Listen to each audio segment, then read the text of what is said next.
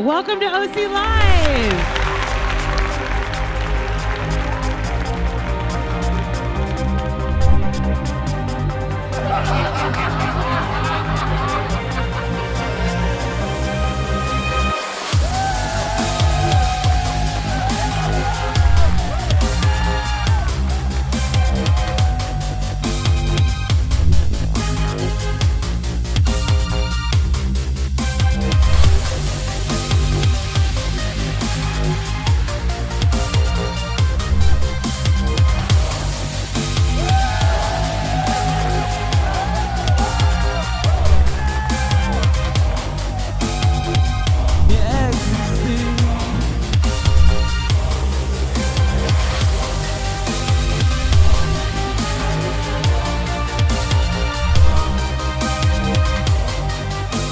Dreams and goals, they take time to mature. They don't happen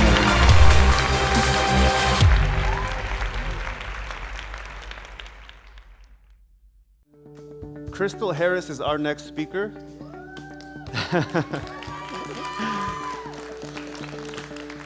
She's currently working hard on obtaining her AST in biology here at Oxnard College, and one day she's going to be a doctor. She wears many hats in her daily life, but the one that she enjoys most is being a mother to her 2 children, Devin and Zoe. This is her story.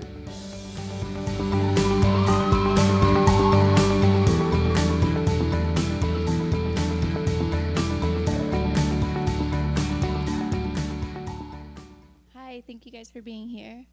So I want to start off by explaining why I chose this picture behind me. I chose this picture because to me it represents moving forward. Moving forward is really important, and I feel like moving forward has gotten me to this place tonight. Moving forward has allowed me to be an entrepreneur, a beauty salon owner, and an educator. I'm also a sister, I'm a daughter, I'm a granddaughter, an aunt, I'm a cousin, I'm a niece, I'm a cousin, I said that already, and a friend. Most importantly, I'm a mother and a wife. I'd also, sorry, I'm so nervous.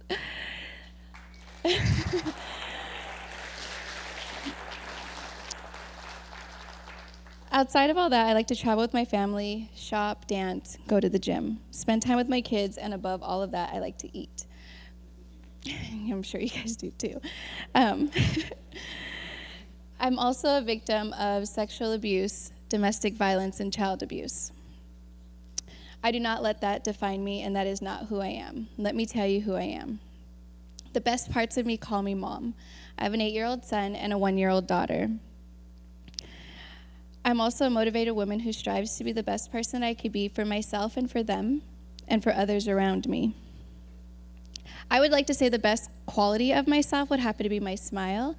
My smile has gotten me through a lot of tough times in my life. I like to smile because it helps me feel comfortable. I like to smile because it makes others smile. And I also like to smile because I've had braces 3 times in my life, so it's really nice and expensive. But now I no longer smile my smile has gotten me through a lot. So it's helped me hide anxiety and depression. It's helped me hide a lot of fear, insecurities, and shame. But now, today, I no longer smile for those reasons. And I mostly smile because I deserve to smile, and I would like to tell you why I deserve to smile.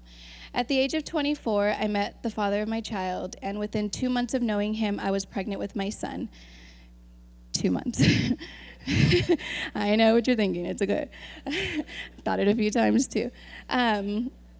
And so there I was at 24 years old with severe depression and enough emotional baggage that could literally sink an entire ship. But a month before my 25th birthday, my son was born, and I really had no choice but to learn and try to figure out who I was. My son was born with a lot of medical conditions, and in my eyes, I thought only a veteran mother would know how to handle this. But to my surprise, it was thrown at me, and I had to learn and figure it out as I went. And through the first few years of my son's life, it was really hard for me.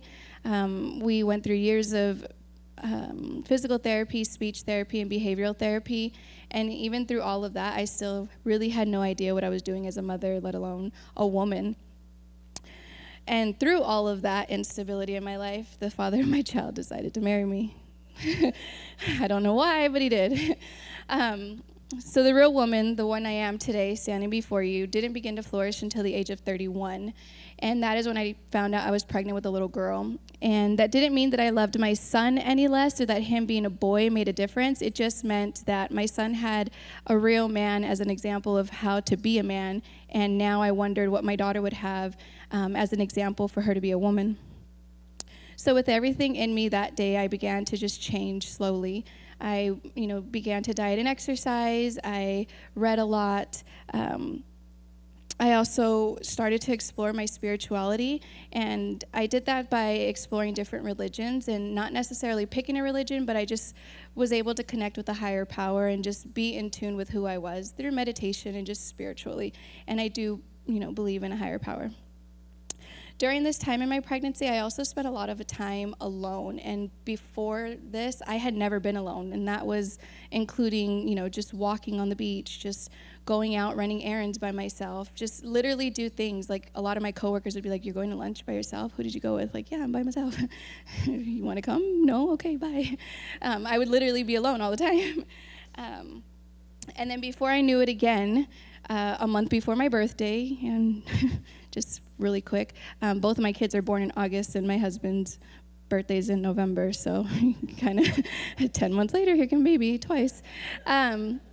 So again, after she was born, let's just kind of back up a little bit, because my life after my daughter has really only gotten better, and I need to share some of the worst parts of my life with you, and that's the parts that took up 19 years of my life. At 13 years old, I was raped by a family member. 13 years old, I'm not sure if you guys really understand how young that is. It was too young to really comprehend what was going on with me at the time, and it was still old enough for me to remember being told that there was something I could have done to prevent it. I was told I should have went upstairs and it wouldn't have happened. But I was still too young to really understand that that day would be the first day of the rest of my life. I didn't realize how much that day would have changed me to be who I am. I became silent. Still at 13 years old, my father became a heavy drug and alcohol abuser. He noticed my silence, he noticed my distance, and he would ask me what was wrong, and I would just pretty much deny anything, because who wants to tell their dad they were just raped by a family member? And so he began to beat me. Any chance that he got, he would just hit me. Walking down the hallway in the house, he would just headbutt me.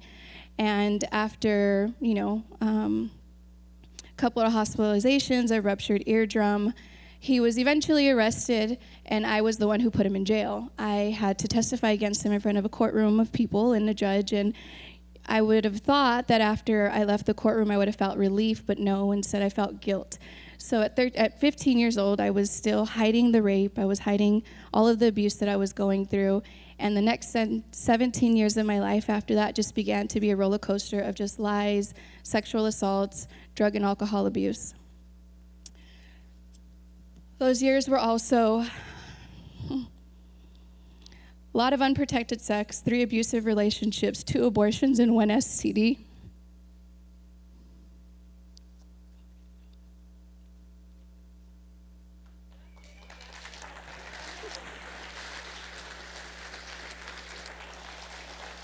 And while I know that for most women that would be shameful to admit to themselves, and let alone a room full of strangers, for me it was the truth I needed to accept for me to become who I am today. So at 31 years old, there I was sitting in the hospital a month before my birthday, wondering how my life had even ended up there. Was I just a mom? Was this just what my life is going to be?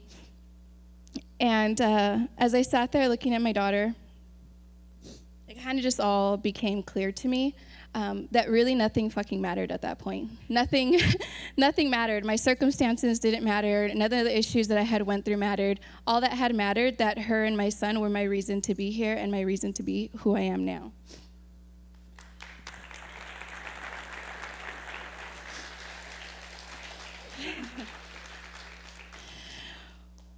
So looking at my son holding his sister, I knew that my life was so much more, and I kind of just needed to get it together. My kids didn't know anything about me. They only knew the mother who loved them unconditionally, the mother who would kiss them a million times, which my sister would call making out with them.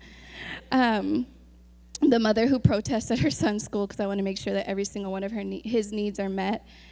They only know shopping sprees and karaoke in the car and dance parties in the living room and slumber parties in my bedroom. See, the path that I took to get here has not been easy, and it's still not over yet. I still have a long way to go, but I just want to let you guys know that through self-love and care, through continuous therapy, to talking to people, you too can also live a really meaningful and fulfilling life, and it shouldn't take up who you are. It should definitely help you mold who you are. So I want to end tonight by sharing a quote with you that really, really just sat right with me. Finding yourself is not really how it works. You aren't a $10 bill. You aren't a $10 bill found in last winter's coat. You're also not lost. Your true self is right there, buried under cultural conditioning, other people's opinions, and inaccurate conclusions of who you drew up as a kid that became your beliefs about who you are.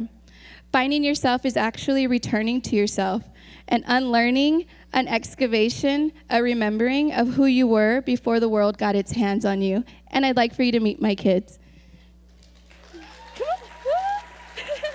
Come on, Zoe. Come on.